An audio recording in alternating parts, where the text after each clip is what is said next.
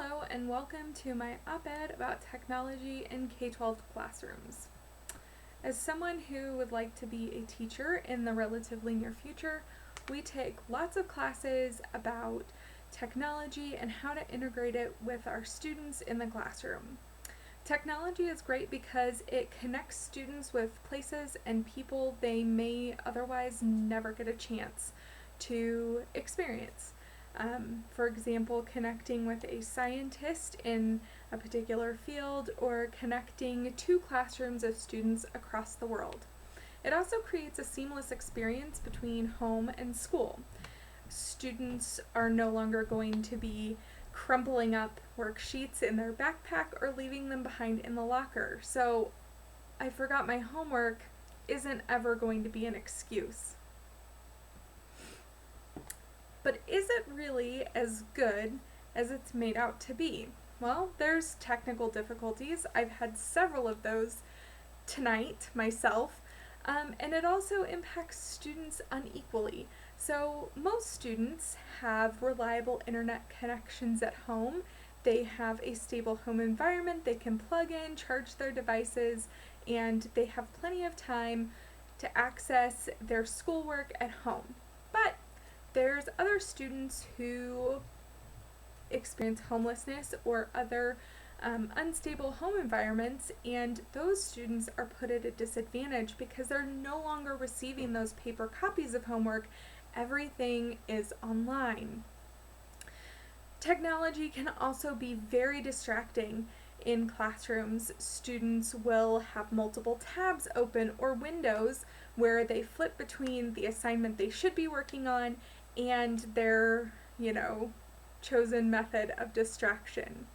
Technology can be very expensive for districts to adopt, especially districts who choose to go the route of having one device per every student.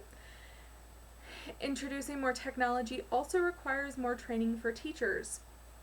Most teachers do know how to use a laptop, a computer, a tablet for personal use, but are they effective at implementing class-wide technology programs, and are their students benefiting from that?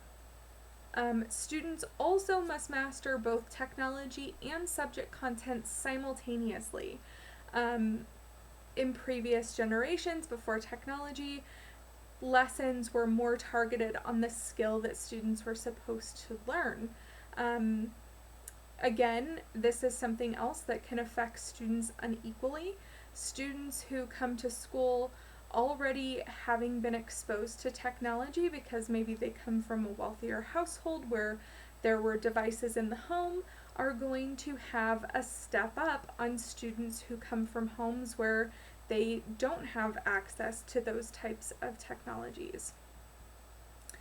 Silicon Valley is known worldwide for one of the major tech centers of the world. And their tech workers are in larger and larger numbers choosing to send their students to low-tech schools. Brightworks is a private school in the Bay Area. It comes with a price tag for the tuition of about $40,000 a year. That doesn't include anything extra like uniforms. So clearly this is not a school that is accessible to everyone. 60% of the families that go to Brightworks work in technology, and they don't use any screens in their school until middle school. They have a motto that if you're going to play a video game, you're going to have to design it first.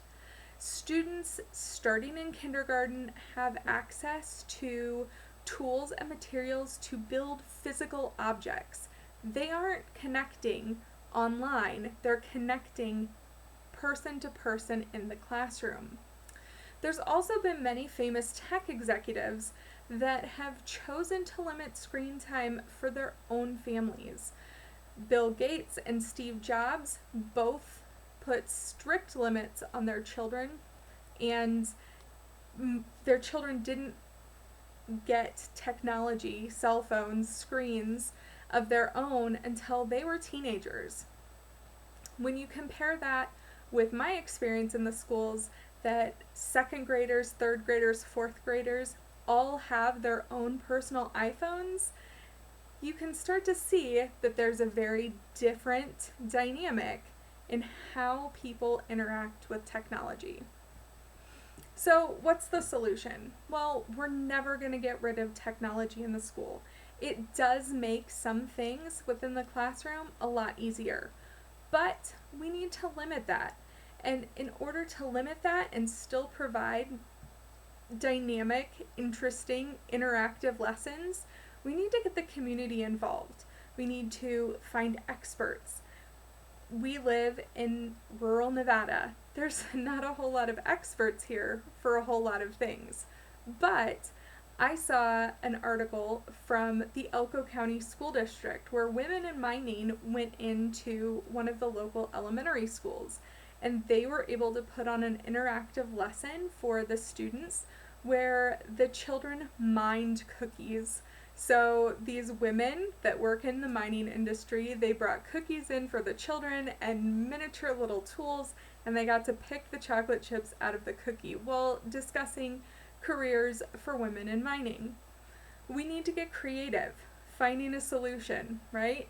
Nobody expects to mine cookies, but it was fun, creative, and interactive, and I bet those students are going to talk about it and remember it for a long time. And we also need to encourage children to reach out. So if you have a child in school that's interested in something, have them talk to their teacher. Have them reach out to somebody that they know that's interested in that, that's an expert in the community. We also need teachers to think creatively. They need to involve students in the learning. Yes, every student needs to master the basics of reading, writing, math. It's been the same forever. But we can read about different subjects. We can write about different subjects. And so by allowing students to have a little bit of choice in their learning, it gives those kids more of a buy-in. We need to find real-world problems that these students can help impact and change. One of my favorite lessons in chemistry in high school, a million years ago, we had a creek that ran down one side of the high school, and there was nothing living in the creek. So as chemistry students, we partnered with the biology class, and we tested the pH levels of the water, and we tested, we looked into what creatures would normally inhabit this creek, and we were able to start repairing that habitat. So maybe now, 20 years later, maybe there's frogs living in the creek again. Who knows? And we also need students to be able to volunteer, be a part of the community. What's something that these students can change or impact? Growing up, we volunteered every week for Beach Cleanup Week. I grew up on the coast. We were close enough to the beach. It made for a fun field trip. Everybody got to go to the beach, and we also got to pick up trash and improve our community in that way. Here in Nevada, it might look a little bit different. We might want students to, help at a food bank, or, we could do a desert cleanup, something like that. So, do we need to go tech-free? No. Do we also need to be aware of and potentially limit the exposure, especially our youngest students have to technology, and work for other ways in which students can become involved and active participants in their learning? Absolutely.